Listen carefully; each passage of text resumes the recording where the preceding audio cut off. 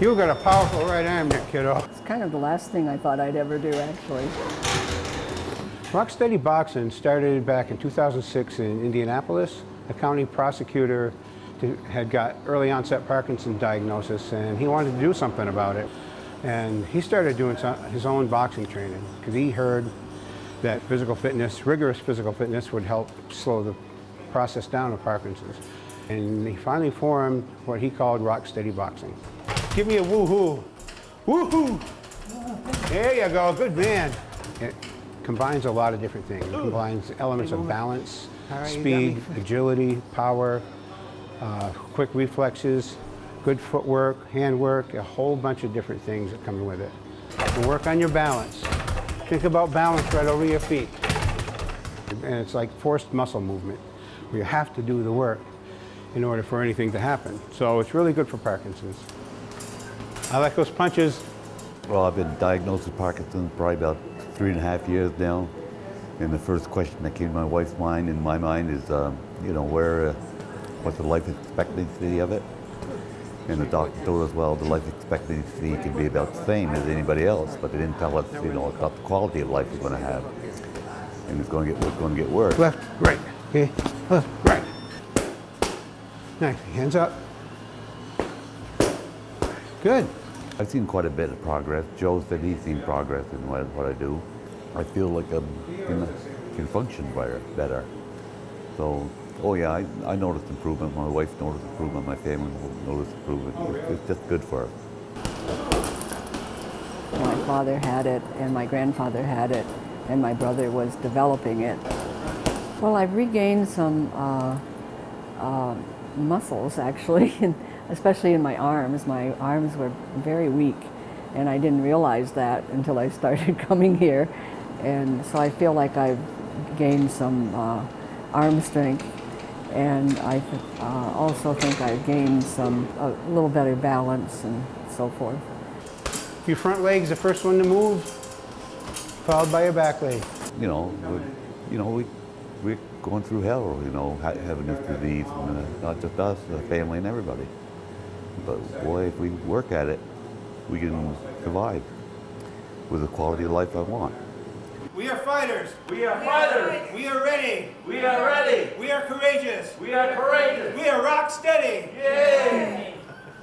Evidence taken in the life-shattering moments after trauma is sitting untouched on shelves across the nation. The evidence boxes, also known as rape kits, contain bodily fluids and DNA taken from the body, clothes, even bed sheets of a sexual assault victim after an attack. Some estimate there could be hundreds of thousands of untested kits in this country. We've heard the stories, so we needed to know, what's the situation here? Right now, I think our total number of untested kits, which includes anonymous and reported right now, is 10. Tricia Conti serves as director of the Vermont Forensics Laboratory in Waterbury, the only one in the state.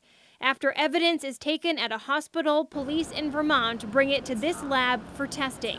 That happens between 150 and 200 times a year. Last year, the legislature passed Act 68, which created the Vermont Sexual Assault Evidence Kit Study Committee to look into how well that system is working. Conti was a member. We did a kind of retrospective analysis of 5 years worth of kits, so from 2012 to 2017, to see how many kits were used but not submitted. And when we did that audit, we came up with 63 kits that we found were used at the hospital, but we hadn't received at the forensic lab. So 63 unaccounted for kits as of last fall. Conti says some were still in police custody untested. We encourage agencies to submit those to us, regardless of how old they are. About 10 involved crimes allegedly committed in another state. Others were brought to the lab but were not in the database. One was destroyed before being tested. At this point in time, we have 23, which we're still trying to track down. I would say out of, 5 years worth of data, having under 30 kits right now that we're trying to find out, that's pretty good. Advocates for sexual assault victims agree. Many told me they were pleased with the system in Vermont. Conti was even awarded for her work in the lab in late April. Across the lake in New York, things are changing when it comes to the kits. With the legislation that recently passed, we and all law enforcement agencies are required to retain them for 20 years. Plattsburgh's new chief, Levi Ritter, will have to find more storage for kits at the station. That 20-year requirement is up from just 30 days.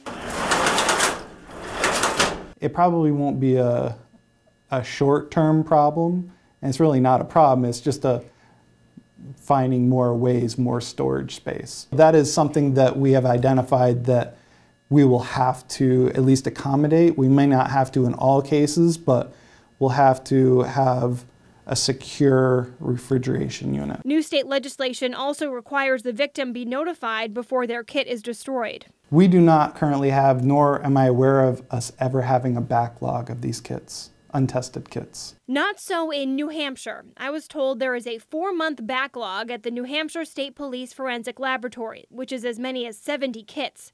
This year, the lab received $340,000 in federal grants to address the backlog. In Vermont, the issue isn't backlogs, but being able to properly track and connect databases. Right now, each spoke on the wheel has its own system. Implementing some sort of tracking system where we can, have a more live look at what's going on, and knowing that, yep, a kit was collected yesterday at UVMMC, we should be expecting it, and it was picked up by Burlington. So if we don't have it in a couple of days, we can pick up the phone to call Burlington's evidence officer and say, where's this kit? I know you have it. Conti says she's looking at using a third-party vendor to implement the upgrade, which would cost money. The cost benefit is definitely worth it, because if we can track these kits and make sure that nothing slips through the crack, I think it will be doing a definite service to the victims in these cases. Georgia Fire Department responding to 2 separate fires Friday night at the same address on Sandy Birch Road. We were called to the report of a boat on fire, arrived on scene to find the same.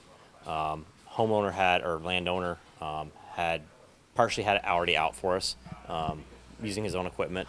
We basically came in, finished putting it out, did an assessment to make sure everything was safe around the scene. About 20 minutes after the firefighters left the scene, another call came in, this time for a shed on fire. So a little around 9 o'clock, I was notified by the fire chief that there was a boat that had caught on fire, a boat on a trailer that had been parked on the property at this residence. And he called me a little after 10 o'clock, probably quarter after 10 this evening, and said that, pretty much the same thing, that we'd just do some follow-up during next week. And then 10 minutes later, my phone rang, and he said he was headed back out.